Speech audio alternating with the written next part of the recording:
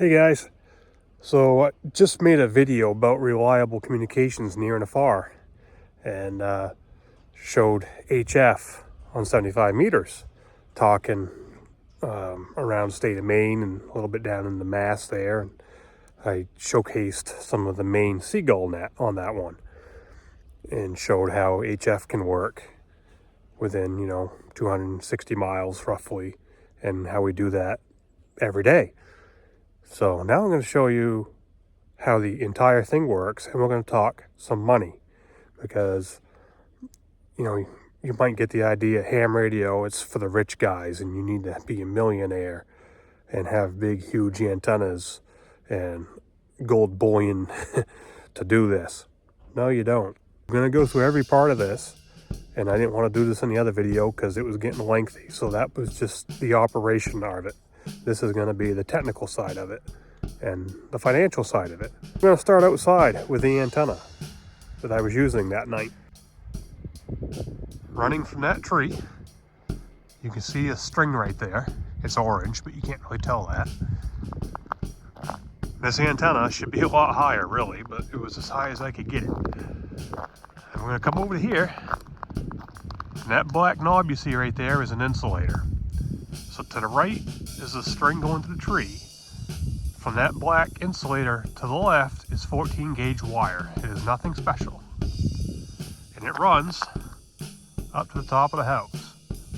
So for this video, disregard that tower and all that stuff out back. That's all VHF and UHF. We're just going to concentrate on the HF for the time being. That wire comes up to there.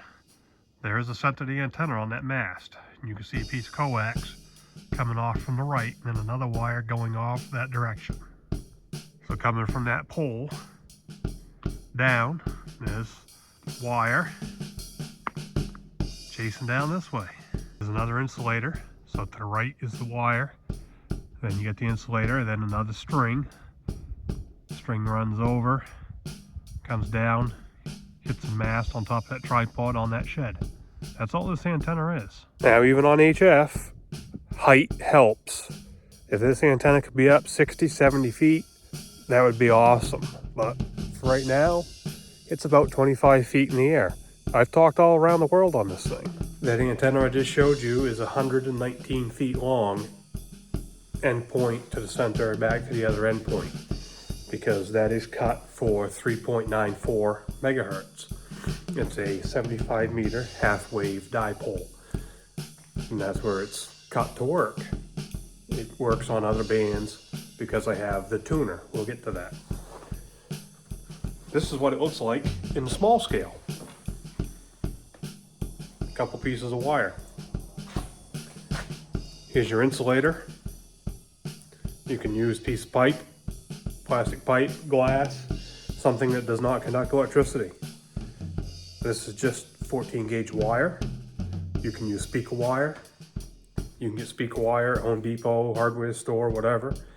Some wire is not very expensive. Then in the middle, I have another insulator with a connector. You don't need to use a connector like this. You can go coax straight to each wire and seal it up good, because you don't want water in it. And then we have the exact same thing going off this side. This one is cut for 40 meters. When I make these, I will scratch at the feed point a number, so that says 40. So I know this is made for 40. So 7 megahertz. Total cost of this thing, probably $2. And I have a good working functional antenna. Everybody's mileage is going to vary. I understand that. This wire didn't cost me anything. It was scrap. So maybe you can find some wire for free. Nothing wrong with free wire, right? So you don't need to have great big towers, great big huge antennas to talk around the world, or talk 500-600 miles away, 200 miles away. We could dream of that. I'd dream of that. I'd love to have a great big antenna farm and huge directional antennas, and that'd be awesome, but I'm not rich. Dipoles, that's what these types of antennas right here are called. They're dipoles. and they work good, and they're cheap. They're very, very cheap. You can buy them online, sure, and spend $50, $100, whatever, or you can build them yourself. It's not hard at all to do. We can stand here all day and talk about antennas and transmission line, which we're going to get into next. And there's going to be some ham operators out there, I'm sure, who are going to tell you, you got to do it this way or it's not going to work. You have to do it my way or it's the highway. It's BS. My setup that I use, I plan on doing some playing around with some other ways down the road, but that'll be a different video when it comes. I run 50 ohm coax cable. Okay, here's a little short jag of it. And I buy it on the spool. And it comes terminated. Because I can put on my own connectors. It's not an issue at all. I've done this for 30 some odd years now. Oh, she's getting old. And I run LMR 400 Times Microwave brand. Does that make Times Microwave the best brand, the only brand? Absolutely not. There's other brands out there that are good. There's other brands out there that suck. I'm not going to tell you, you have to get this or you're a bad operator or nothing else is going to work. I'm not that type of guy. So here is a little jag of LMR 400 with a connector on it. This is called a PL259, which is pretty standard in ham radio. So this is the type of connector I use. That'll screw right onto my antenna. Just like so. Plug it in, screw it in. And if this is going to be outside during any weather, it has to be all sealed up because you don't want to be getting moisture down inside of here in your connector and then going down in your coax. That's going to give you some bad issues. So I will say, don't cheap yourself to death. A cheap antenna like this, a dipole, oh, absolutely fine. They work great. Awesome antennas. But when it comes to like coax, quality, don't go to the dump. Don't go to the scrap yard and pull, oh, you know, you see something like this laying in a snowbank. Don't try and get scrap coax and then get it in service. Because odds are there's something wrong with it. It's got water intrusion. Just don't go down that road. If you're going to run the coax, get good quality coax. Don't cheap yourself on that. When I bought this stuff, I think it was 99 cents a foot. Now it's like $1.30, something like that. Inflation, right? So your transmission line, your coax goes between your antenna and your radio, whatever length that may be. Now you can get coax that already has connectors on it. You can buy that online. That's fine. Not everybody knows or has the skill set, especially newbies, on how to install connectors. That's something that takes practice. And if you got somebody who knows what they're doing, who will teach you how to do it and do it correctly, awesome. But let's say, you know, you just got your license and you've never done this before. Trying to put on a connector and do it right, odds are you're not going to be able to pull it off. You need somebody to teach you. So there's nothing wrong. There's nothing shameful about getting on the internet and getting 50 feet, 100 feet, 200, whatever you need of transmission line that already has connectors on it. The other end of my coax cable from the roof comes right to here. Got it labeled. And that's just a ferrite bead, just helps with any noise. And that comes into the tuner. And I got a jumper cable that goes from the tuner down into the radio. I make all my own cables, including these ones. The tuner, that's this little box right here. It is not required, it is not necessary. So to use this antenna, like on the frequency I was showing you, 3.940, the antenna is built for that. So the tuner is really doing nothing. I could take the antenna, screw it straight into the radio, it's going to work fine. The tuner allows me to get other places in that band, and it allows me to use the antenna on other HF bands. But let's say if you were just friends and family who knew you were only going to use the 75 meter band, say around 3900, 3.900, you could cut your antenna for 3.900. You're going to have some bandwidth on it. You'll be able to get, maybe up to 3930 down to 3980, something like that, before your SWR starts getting too high. It all depends. I can't tell you exactly what it's going to be. It depends on what your antenna is and how you have it set up. But the tuner allows me to hit the whole band on that one antenna. Here's a quick demo on the auto tuner and how easy this thing works. So here's where I usually hang out, 3.940. That's where I last was transmitting.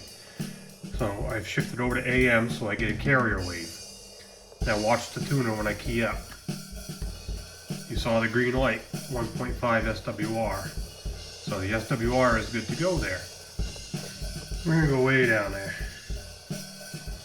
So we're way down on the extra portion now. We'll listen for a minute.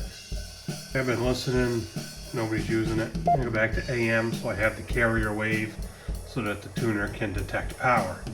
Now watch what happens. See all the blinky blinky lights? What just happened there is that antenna is nowhere near resonant at 3.621. So the tuner rapidly tuned up to that frequency because I've been down on or near that frequency before.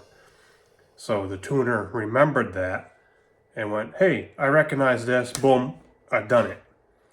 Now I'm gonna jump to another band and tune up that antenna on a band that is not meant to work on, but it's gonna work. Now watch and see what happens.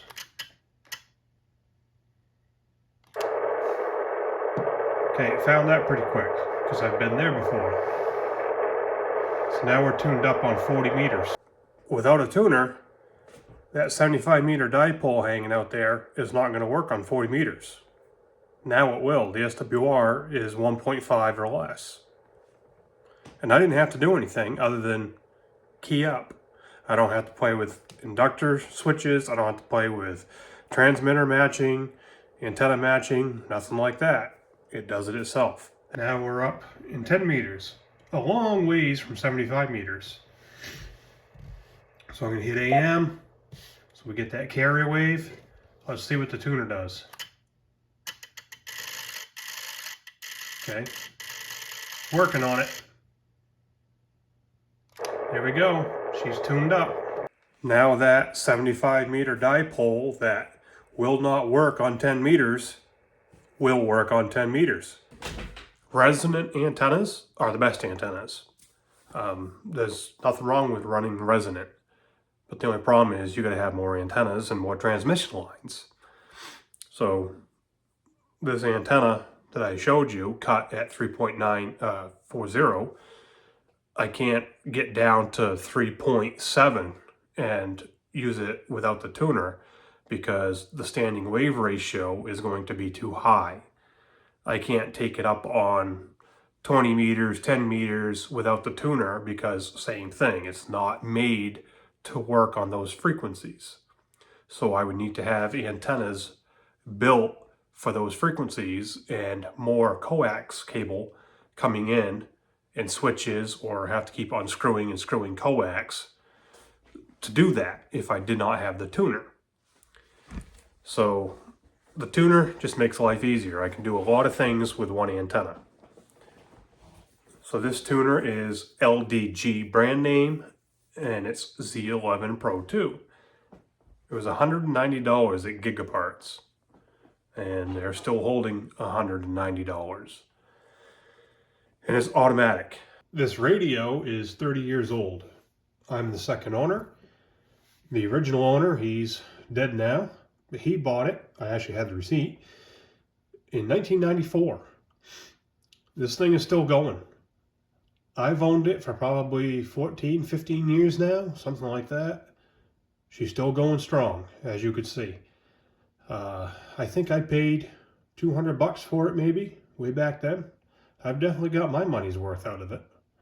The radio itself is just like antennas. You might get the impression that you need to own Fort Knox to be able to have a ham radio set up. No, you don't. You don't need a big fancy antennas, big fancy towers. You don't need to have big fancy expensive radios.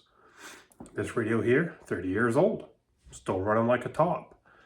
A couple of years ago, I found an old ICOM 728 HF rig, and that was in a dilapidated camper.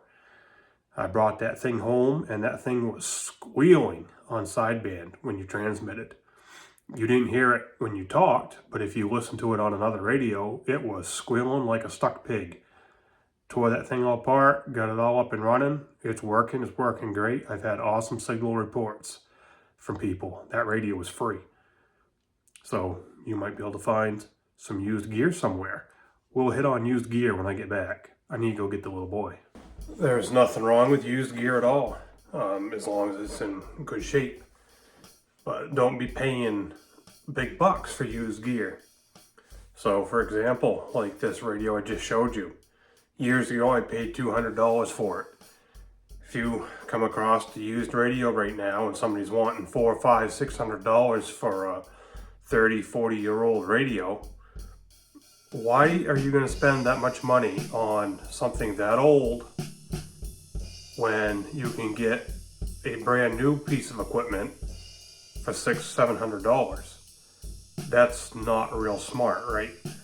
Now, if you can pick up a used piece of equipment like an HF rig for a couple $100, $250 that works and is in good shape, sure. And if you get 2 or 3 or 4 years out of it, you know, you're doing good for yourself. And that goes with anything. But, you know, if you look online, compare notes, compare, you know, you're not going to look online and find one of these radios brand new anymore. It's not happening. But compare gear and go, all right, you know, I can spend X amount of money and buy something antiquated, or I can spend $100 more and get something that's brand spanking new with a warranty on it. It's kind of a no-brainer, right? If you can find another ham operator who can help you along, find some used gear, might have something awesome, that's great. It should be a prerogative of ham operators to help out other ham operators, especially newer folks who are looking to get into it or have just gotten into it. Help each other out, help grow that hobby. Not, you know, whether they're a newbie, we don't want to deal with them. No, that's stupid, that's ignorant. The only way you learn is people teaching you, you learning, and doing it. And the last thing you're going to need is a power supply. You're going to have power for your radio. And there's a couple ways you can do that. You can get one that plugs into your wall and convert your house power down to 12 volts to power it. Or you can do it with a deep cycle 12 volt battery and charge it with solar or use a battery charger. There's different ways. That's all up to you. You're going to need to have a 20 amp power supply to run a HF radio, a 100 watt radio. Now, if you run less power, you know, you're only going to run 20, 50 watts, you can get away with like a 12 amp power supply. But standard rule of thumb, 100 watt radio, you're going to want 20 amps available to you. So, depending on what you get, where you get it, depends on what that cost would be. I just did a quick search online and I saw a refurbished Astron RS20 power supply. Astron is a very good brand name, by the way. No endorsement from them to me, kickback, whatever you want to call it. Sponsorship, nothing like that. And it was 160 bucks. So that's pretty good. So if you bought a power supply, can't go wrong with that. Discounting the cost of my power supply, I've had that for years. I use it to power everything. So for my radio, for my tuner, for my coax cable and antenna, all said and done, give or take, I've got about $420-ish in my entire HF setup for that system. That ain't bad at all. Now, if you happen to scrounge stuff up, build your own antenna, etc. Let's say you find an HF rig for around 200 bucks. Let's say you get a Z11 tuner like I've got for 190 bucks. I did a quick search for coax. I saw a piece of RG8 75 feet long, popped up on Amazon just out of a Google search. That power supply, 20 ampere for 160. So if you added all that up, you'd be around $550, $555-ish roughly. So power supply, radio, tuner, 75 feet of coax with ends on it, and then build your own antenna. For under 600 bucks, you could put a good HF station on the air. That ain't much. As with anything, your mileage can vary depending on what you find for gear, depending on what you pay for gear. Maybe you'll get lucky and find something for free, you know. Who knows? Maybe you'll hit an estate sale. A ham operator somewhere in the area dies, and maybe you hear about it and talk to the family and say, hey, you know, 500 bucks, could I buy this, this, this, and this? And they go, yeah, sure. And you walk out of there with 2 or 3 radios and 4 tuners and 10 antennas, who knows? It's in the realm of possibilities. If you buy all kinds of new equipment, it's not going to cost you 600 bucks to get an HF station up and running. It's going to cost you a lot more. It's all depending on how you decide to approach it. But HF is HF. And if you set up a good station, you're going to be able to communicate. So if you got some questions, feel free to hit them in the comments, and I'll do the best I can to help you out and answer questions. Catch you down the line.